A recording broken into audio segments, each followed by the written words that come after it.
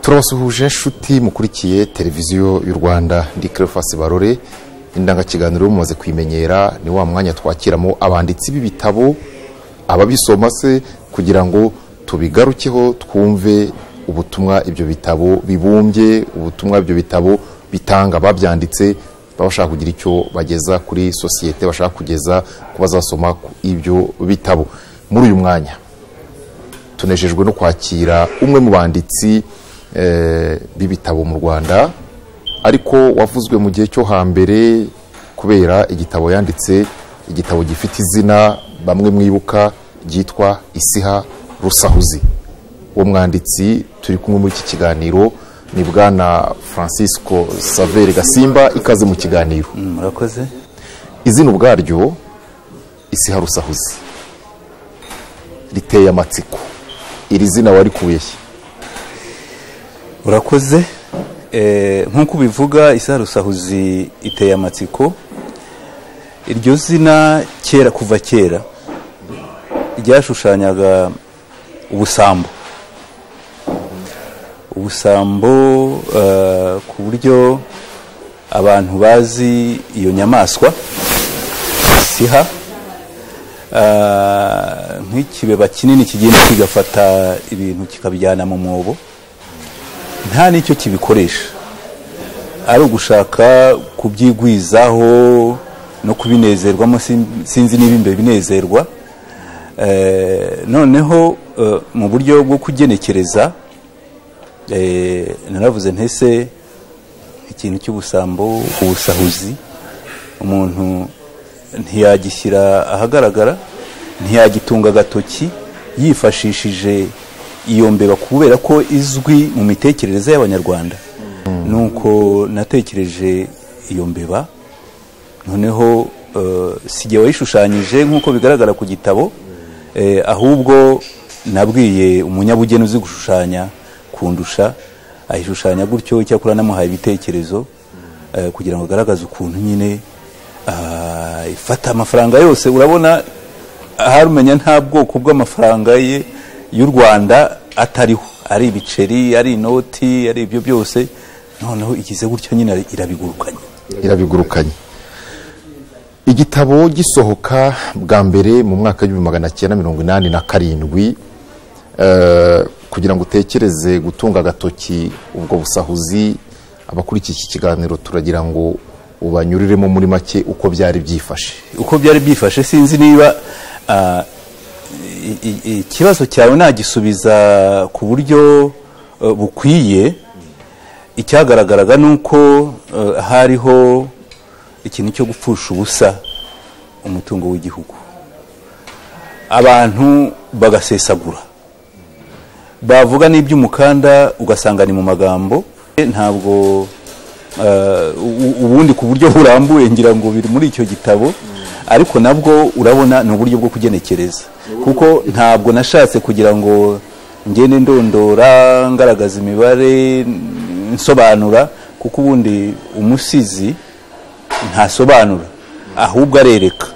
Abo yeretse nibo bashobora kuvuga bati reka dushakisha, atumye dutekereza. Ntabwo umuhanzi, umwanditsi ntabwo ari umunyamakuru nkamwe, ahubwo we ibintu avuga biba biri mu nganzo ye, ari uburyo bwo kugenekereza, noneho akabishushanya mu byo abantu bashobora kumva. Ni nacyo cyatumye nitwaza iyo mbeba. Uravuze uti umuhanzi si umunyamakuru, ariko nanone iki gitabo abantu bagifata se nk'igitabo cyo mu rwego rw'ubuvanganzo, bagifata nk'igitabo cyadumaga kuri politike twagifata dute muri urwo rwego? Yego, umuntu yagifata nyine nk'ubuvanganzo, ni ikintu kivuye mu nganzo, kuko ibyo byose birimo ntabwo byabayeho, nta nubwo bizabaho. Iyo mbeba yagize gutya ikaza igakubita nk'inkuba, abanyacyubahiro bateraniye mu rugwiro, ntabwo yabayeho, nta nubwo izabaho. Ariko ni ukwereka abantu uburyo umuhanzi abyumva mu nyumviro ye cyangwa se mu ndotero ye ahubwo. Kuko ubuvanganzo nk'uko nyine warubibajije, ubuvanganzo ni ikintu kiva mu nganzo, ni ikintu kiva mu nganzo, mu mutima w'umuntu, mu nzozi ze, kuko ubundi n'igitabo iyo unagisomye ntikikujyane mu nzozi, ntabwo burya kiba igitabo cy'ubuvanganzo, kiba kitaragera ku rwego rw'ubuvanganzo. Ku rupapuro rwa 25 nyemerera uhasome cyangwa nanjye ndahasoma. Urupapuro rwa 25 uragira uti: ni amagambo washyize mu kanwa k'undi muntu, n'amazina turi buyihorere nituza kuyatindaho abo wifashishije muri iki gitabo. Uragira uti: inzitizi ngiyi genda yiruzi, nuko twitana ba mwana tugahishira amasiha yacu. Ugakomeza uyavuza imvaho tukamutwama, nitubohora abanyamateka tunabohora abanyemvaho, nitubohora imbwa y'umuhanzi irebe hanze imenya agahanzi, aho kwishoza tuyipfutse umunwa. Iyo ivuze induru iri ku munyururu, impande nyinshi bitaziruzi, amasiha akipfurika iyo hose, kandi shebuja aba ari mu nzu atazi ibyago bimwugarije.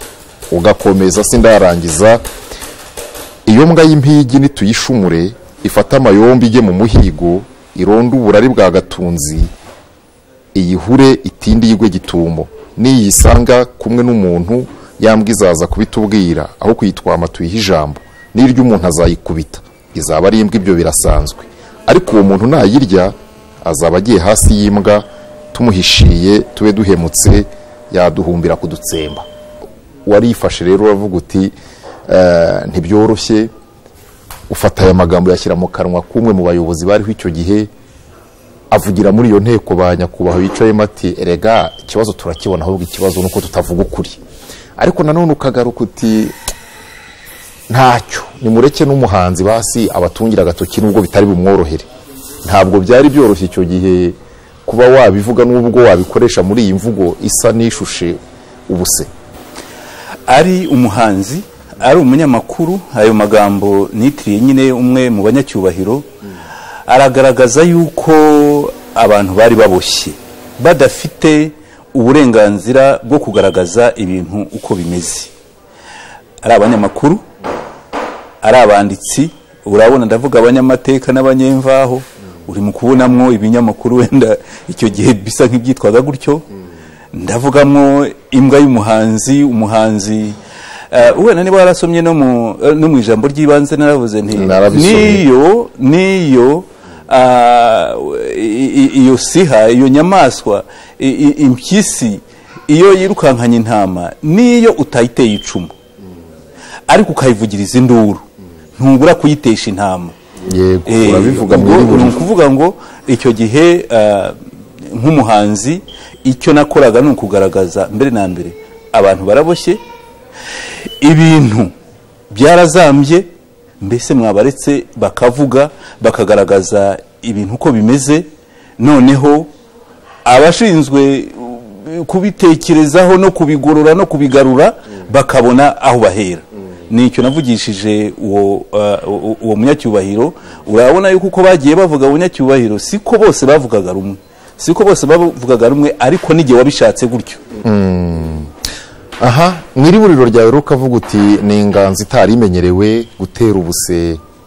Icyo gihe bari abategetsi, gutera ubuse ba nyakubahwa.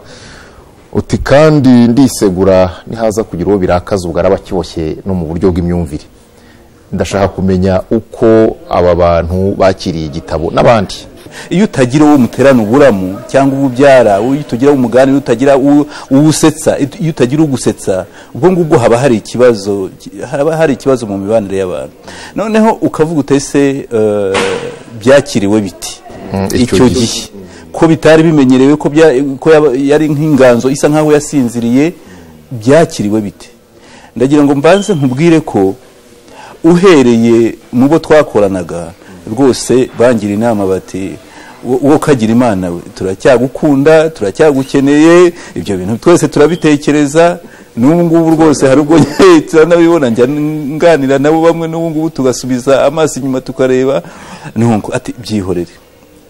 Icyo gihe nanjye numvise mfite ubwoba, sinakubeshya, numvise mfite ubwoba.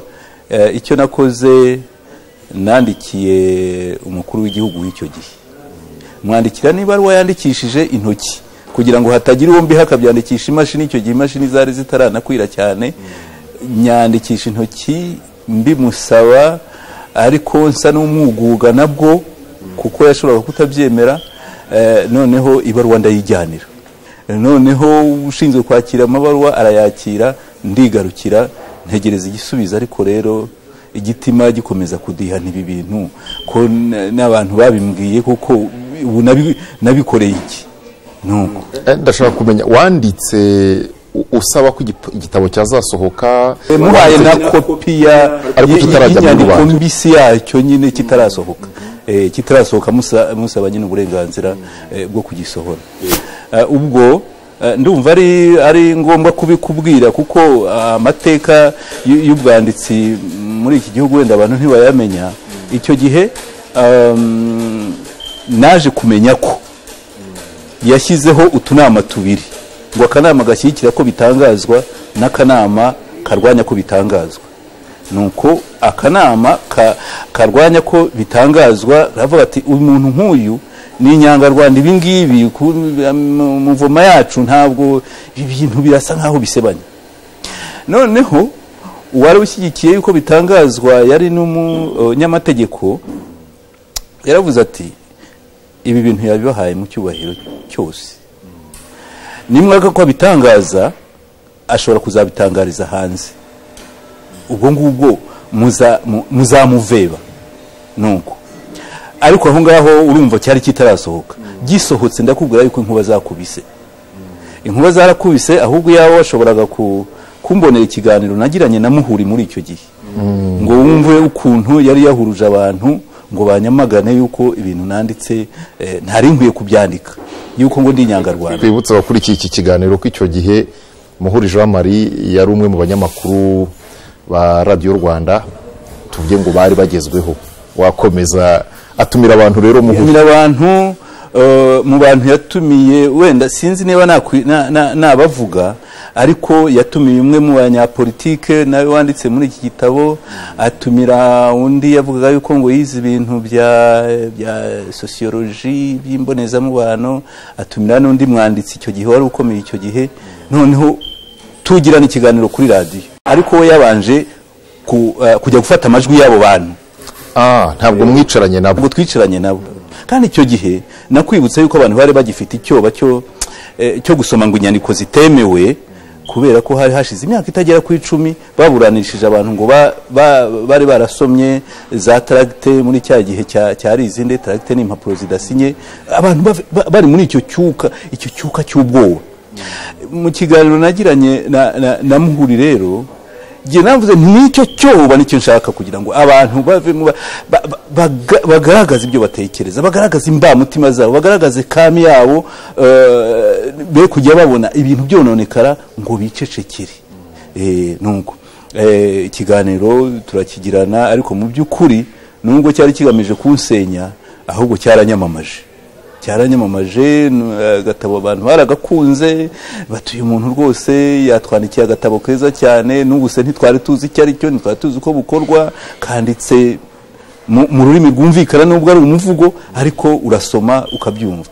Ariko abandi hari abo nabonaga bamwe bagisomaga bihishe, ngo batazamenya yuko bagisomye nuko cyakiriwe muri makeya nta ariko ibyo narabikunze kubera yuko n'ubundi cyerekana agaciro k'igihangano cyane cyane nk'icy'ubuvanganzo nuko mvuge gutyo nuko gikurugutura abantu bakavuga bati tubonye ikidasanzwe.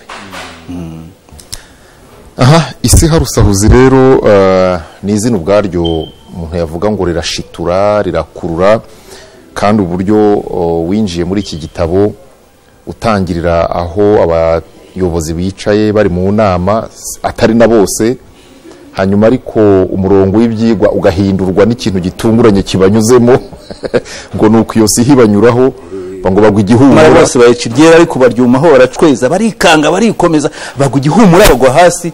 Aha urakoze cyane kudusangiza ku buryo watangiye iki gitabo hanyuma rero icyo gihe ntabwo byari byoroshye ukagaragaza ariko ko buri wese mu guhaguruka buri wese avuga uko yabibonye mu by'ukuri aba bayobozi umuntu yavuga ngo bigizaga nkana wowe niba warabonaga ko ibintu birimo kononekara erege muri iki gihe nicyo bita ruswa twe no kubinyura hirya kunyereza umutungo wa leta nicyo kibazo bagombaga kwiga ariko umuntu wese avuga ati icyo kintu ndasa n'ukirabutswe kinciyeho umwe rero navuze ati kinkoze ku isunzu ndimo kwanga kuvuga amazina abazasoma bazayibona abazasoma amazina yarimo rwose nta hanyuma igitabo rero kiragiye kigeze iyo kikwiye kubanza gusomerwa kirasohotse haba hari abantu ku giti cyabo uretse uwo munyamakuru waguhamagaye baguhamagaye nibura bati watuvugiye ibintu ndavuga muri aba bavugwa ariko uretse abandi bagisomeraga hirya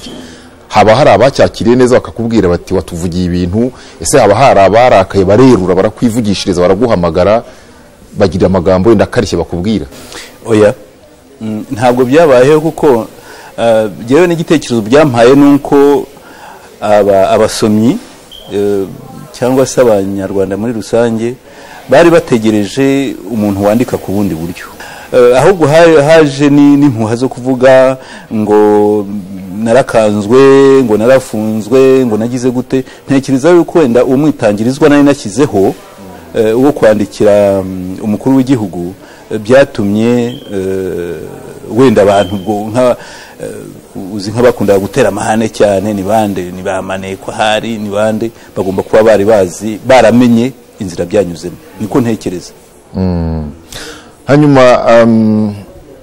le monde intellectuel abize bagenzi bawe mwakoranaga icyo gihe muri ya ministeri yari y'ubushakashatsi n'amashuri makuru ngira ngo niwe wakoragamo abarimu bigisha iby'ubuvanganzo haba mu mashuri yisumbuye haba no muri za kaminuza bo commentaire yabo yabaye iyihe? Ari abakozi twakoranaga nabo twabaga tuziranye ndetse we kureka nabo mu muryango wanjye barambwira bati yego warabyanditse ariko ntuzongere bati ntuzongere ku buryo bavugaga bati wenda ni ugomba kuba hari warasenze waragize gute naho ubundi ibintu nk'ibi byashobora kukugeza kure none rero we kuzongera utekereza ko warengewe n'iki nyuma y'izo mpungenge z'abantu batinyaga baringa? Ndatekereza yuko ahubwo uvuze nanjye ibyo naringiye kuvuga ubundi ndatekereza ko batinyaga baringa kubera ko hari ubwo utinya kuvuga ikintu kandi wari kukivuga kikagirira abantu akamaro ubwo icyo gihe uba watinyaga baringa. Ntekereza yuko icyo gihe ari baringa batinyaga ariko iyo ndatekereza ko iyo ntaza gushyiraho umwitangirizwa wenda byashoboraga no kuntera ibibazo ntekereje nk'ukuntu nyine bigeze gufunga abantu bakabacira imanza bakabafunga n'abamenweho indobo y'amazirantoki urabyibuka ahubwo nuko ariko icyo navuga nuko binanaterwa nuko igitabo cyari cyanditse ubwacyo. Ndakubwira yuko urwenya ari ikintu kibohora abantu,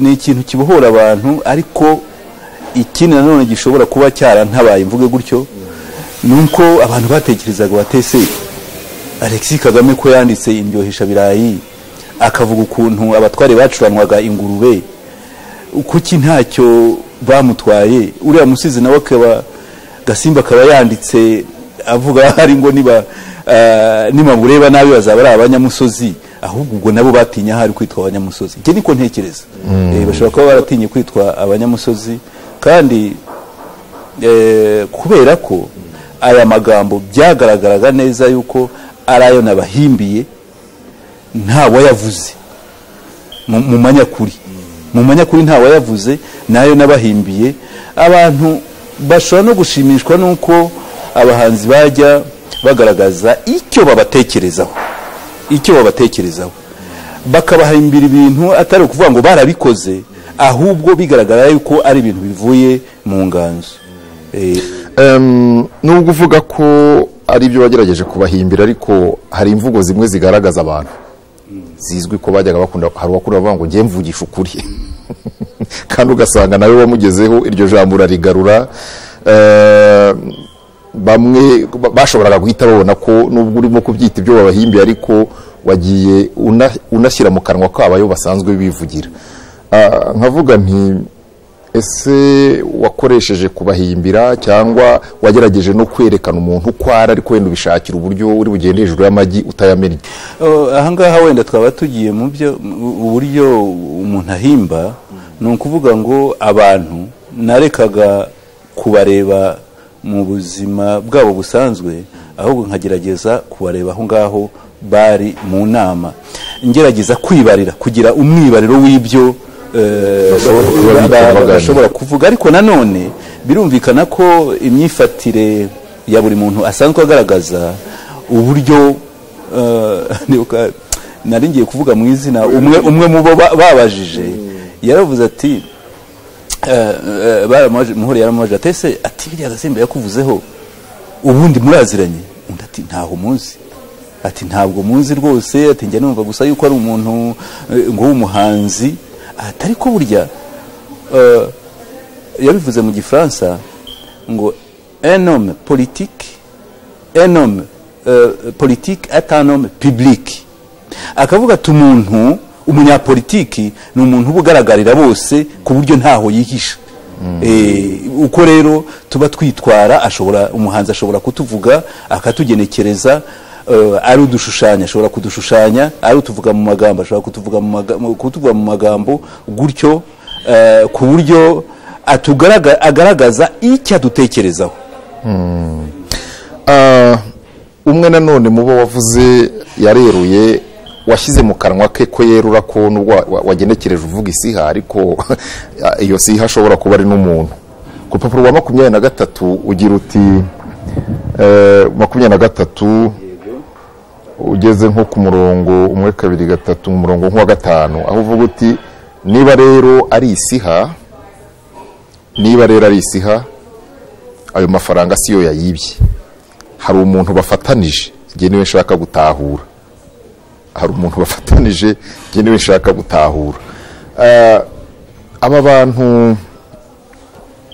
aba bantu kuko bose utari wabavuzemo kandi ibyuho bishobora kuba byaranyuzwagamo ya leta bikaba byari mu nzego zinyuranye aba bantu ntabwo bo barakaye rwose bavuge bati nitwe yise abajura twenyine oya urabona nafasha abanyacyubahiro bo hejuru ibyo bitaga komite nyobozi bari mu rugwiro mu nama mbafatira aho ngaho barangije bajya guhamagara n'abandi banyacyubahiro batari muri komite nyobozi ni ukuvuga abaminisitiri ahubwo abantu badafite ijambo mu gihugu ntabwo nyine barihabwaga abadafite ijambo mu gihugu ntibarihabwaga abagize komite nyobozi urabona bari mu rwego rwo hejuru abaminisitiri nyine bari bahagarariye za minisiteri ndetse n'ibigo bizishamikiyeho abo ngabo nibo bonyine bahawe ijambo uzi yuko n'abasirikare bakuru b'icyo gihe bari bungirije umugaba w'ingabo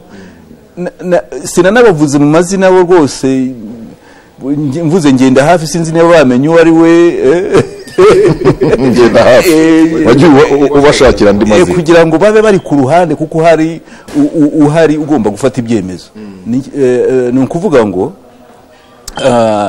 inshingano nayirekeye mu nzego zo hejuru, nibo nashatse ko biga ikibazo nubwo bwose cyabananiye.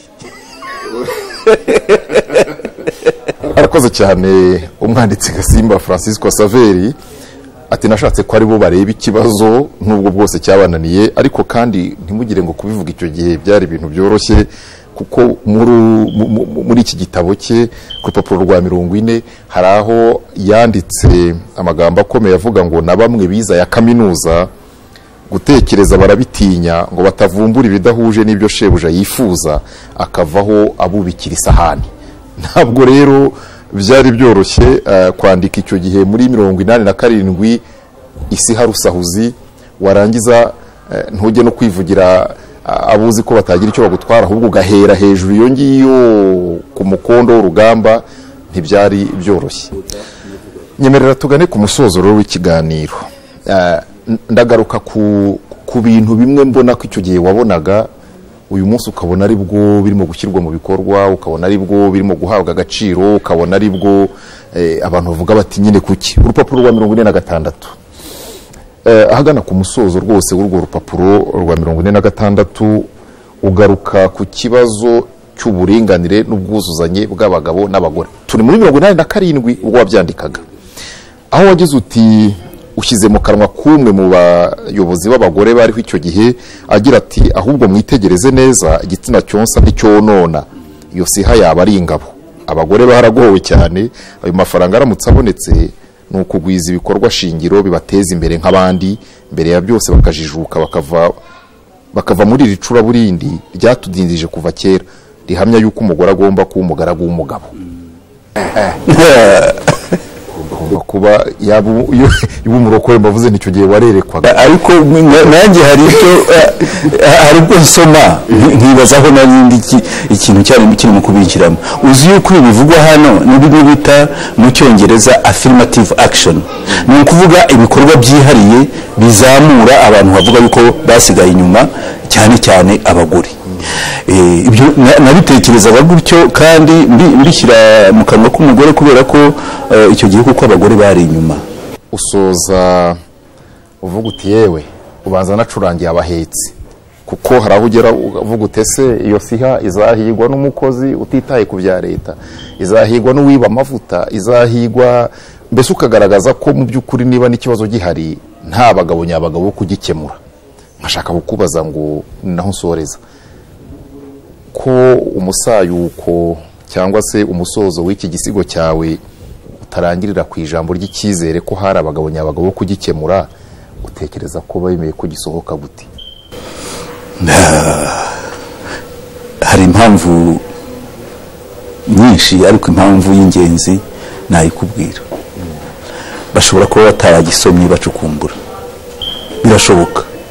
Bashobora kuba batagisomye bacukumbura kubera ko wenda bakirebye nk'andi madosiye gutyo, kuko ngo kinageze muri presidence ariko ibi ngibi se ngo byo ni ibiki, ngo ibi ngibi ni ibiki. Bashobora kuba bataragisomye bacukumbura, kuko urabona aho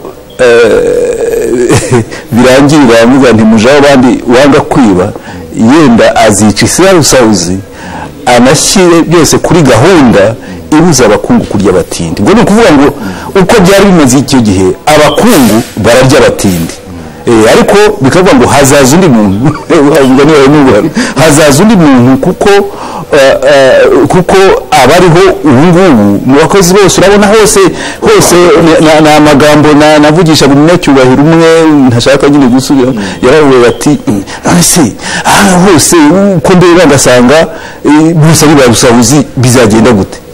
Hakaza rero uwo nise muja w'abandi, le serviteur des autres. Donc muja w'abandi wanga kwiba yenda zica isarusahuzi anashyire byose kuri gahunda ibuza abakungu kurya abatindi. None nkanarangiza mvuga ndacamigani ati sanga ubuzima ari umugani nk'iyindi, ariko ndawuca ugahita ushibuka ngo kuko ari isarusahuzi. Urakoze cyane nshuti twari kumwe muri iki kiganiro. Ni umuhanzi, ni umwanditsi Gasimba Francisco Saveri. igitabo cye cyasohotse muri 1987 kiragurwa kirashira icyo gihe ku buryo mu masomero kitari kikiboneka, ariko uyu munsi kiracyaboneka, cyarongeye kiragaruka kugira ngo abantu bongere barebe. Ntabwo u Rwanda rwabuze abahanuzi, ahubwo abahanuwe barumvise. Ngira ngo niho umuntu yasoreza, kandi abisobanuye neza. Icyo gihe yagaragazaga ko ikibazo kidafite umuti, ariko ko hashobora kuboneka umuti wazaza ugaca abakungu kurya abatindi. Ese izo nzozi ze, ubwo buhanuzi bwe bwarasohoye?